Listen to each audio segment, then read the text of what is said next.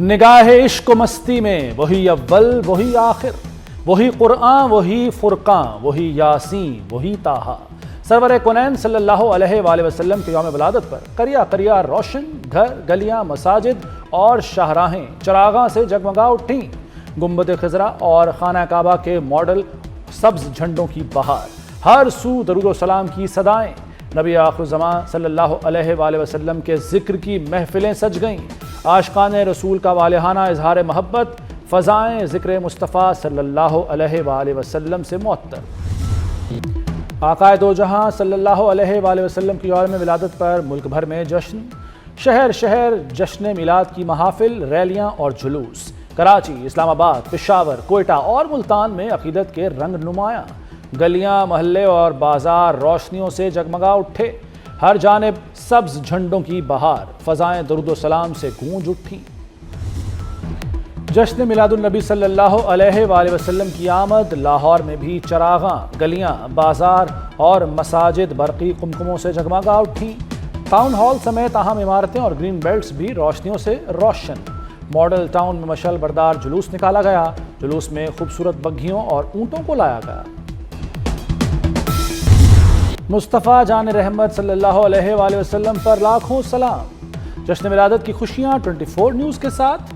جشن میلاد النبی صلی اللہ علیہ وآلہ وسلم آپ کیسے منا رہے ہیں؟ اپنی خوشیاں 24 نیوز کے ساتھ شیئر کریں۔ عشق رسول صلی اللہ علیہ وآلہ وسلم کے خوبصورت رنگ 24 نیوز آپ کی آواز بنے گا۔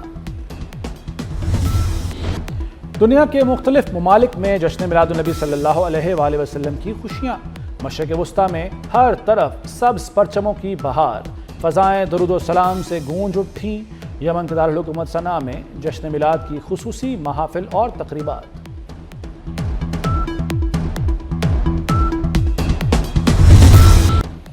حکومت نے پیٹرولیم مصنوعات کی قیمتیں مزید بڑھا دیں۔ پیٹرول 1 روپیہ 12 پیسے فی لیٹر مہنگا، ڈیزل بھی مزید 1 روپیہ 11 پیسے فی لیٹر مہنگا کر دیا گیا۔ پیٹرول کی نئی قیمت 343 روپے 10 پیسے فی لیٹر مقرر، ڈیزل کی نئی قیمت 371 روپے 80 پیسے فی لیٹر ہو گئی۔ افغان طالبان کا پاکستان مخالف پروپیگنڈا بے نقاب، وزارت اطلاعات کا سخت رد عمل۔ وزارت اطلاعات کے مطابق بدخشاں جھڑپوں میں پاک فوج کی موجودگی کا دعویٰ من گھڑت ہے۔ بدخشاں کا تشدد افغانستان کے اندرونی سیکیورٹی بحران کا نتیجہ ہے۔ بدخشاں میں جھڑپیں طالبان کے خلاف اندرونی مسلح جد و جہد ہیں۔ پاکستان کو افغانستان غیر مستحکم کرنے میں کوئی دلچسپی نہیں۔ فیلڈ مارشل کا دورہ ایران انتہائی نتیجہ خیز قرار۔ تہران نے سید عاصم منیر کے دورے کو سفارتی کامیابی قرار دے دیا۔ ایرانی صدر مسعود پزشکیان کے دفتر سے جاری بیان۔ سید مہدی طباطبائی کا کہنا ہے کہ دورے میں اہم کامیابیاں ملی، ملاقاتیں خوشگوار اور مثبت ماحول میں ہوئیں۔ دورے کے ثمرات جلد سامنے آنا شروع ہو جائیں گے۔ فیلڈ مارشل کے دورے پر ISPR کا بھی اعلامیہ۔ ایران امریکہ کشیدگی میں کمی اور آبِ ہرمز دوبارہ کھولنے پر بات ہوئی۔ ایرانی قیادت نے پاکستان کے کردار کو سراہا۔ فیلڈ مارشل اور ایرانی صدر کی ملاقات انتہائی مثبت رہی۔ وزیر داخلہ محسن نقوی ایران امریکہ تنازع کے حل کے لیے پرامید، کہا خطے کی صورتحال اور آئندہ لاہ عمل پر اہم گفتگو ہوئی۔ اسلام آباد مفاہمتی یادداشت کی بحالی کے لیے اقدامات پر بھی تبادلہ خیال ہوا۔ ایرانی صدر نے کھل کر اپنی حکومت کے موقف اور تحفظات سے آگاہ کیا۔ ہمارے درمیان انتہائی تعمیری تبادلہ خیال ہوا۔ فیلڈ مارشل کا دورہ خطے میں دیرپا امن کی راہ ہموار کرے گا۔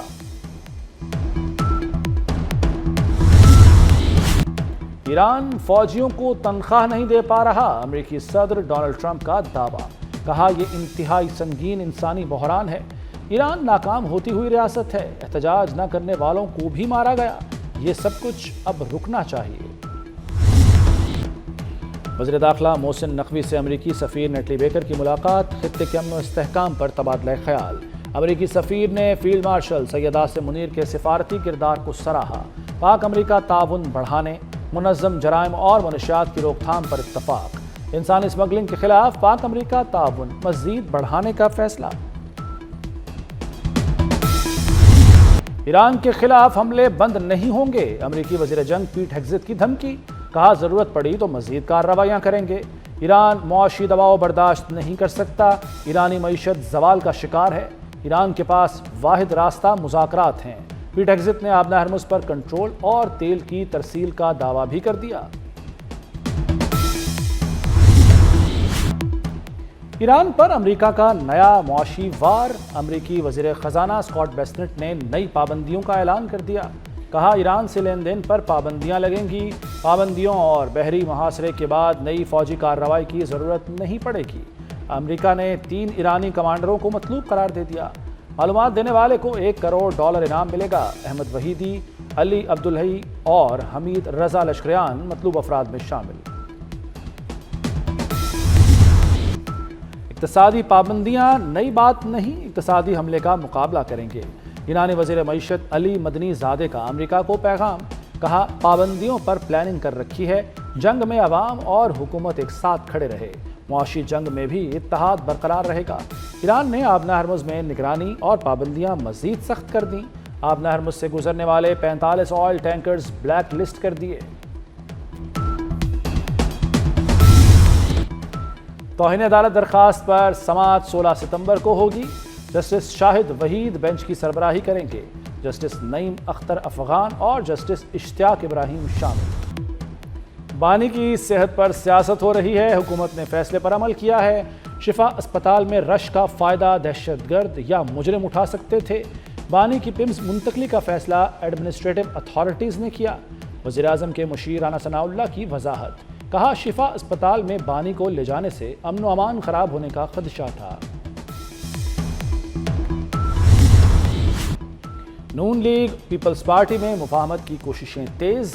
دونوں جماعتوں کے وفود کی اسپیکر چیمبر میں اہم ملاقات۔ شہری رحمان نے کہا کہ نون لیگ سے اختلافات ہیں، مذاکرات میں کھل کر بات ہوئی۔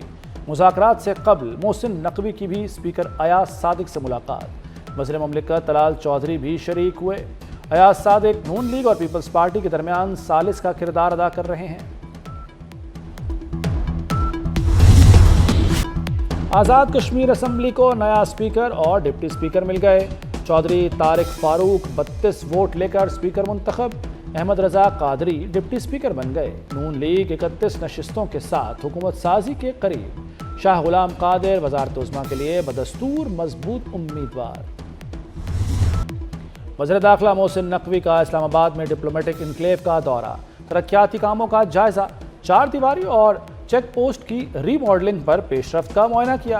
محسن نقوی کی سائیکلنگ اور واکنگ ٹریکس جدید بنانے کی ہدایت۔ کہا ڈپلومیٹک انکلیو میں سڑکیں کشادہ کی جائیں گی۔ ڈپلومیٹک انکلیو کو جدید، محفوظ اور خوبصورت سفارتی زون بنائیں گے۔ 2 دہائیاں گزر گئیں، 5000 اور 1000 کے نوٹوں کے ڈیزائن نہ آ سکے۔ اسٹیٹ بینک حکام نے سینٹ کی قائمہ کمیٹی کو پھر ٹرک کی بتی دکھا دی۔ نئے نوٹوں کی تیاری میں تاخیر پر سلیم مانڈوی والا برہم۔ کہا 2 سال سے اسٹیٹ بینک نیا کرنسی نوٹ تیار نہیں کر سکا، خدشہ ہے ہماری مدت ختم ہو جائے گی، نیا نوٹ نہیں بن پائے گا۔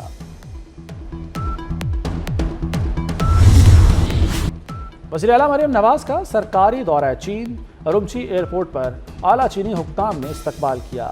مریم نواز کی سنکیانگ کے پارٹی سیکرٹری چین شیاؤ جیانگ سے اہم ملاقات۔ پنجاب اور سنکیانگ میں زراعت، آبپاشی اور لائف سٹاک میں تعاون بڑھانے پر اتفاق۔ مریم نواز کی چین کو جدید آبپاشی اور لائف سٹاک میں اشتراک کی پیشکش۔ پنجاب اور چین میں وفود کے تبادلوں اور عوامی روابط مضبوط بنانے پر زور۔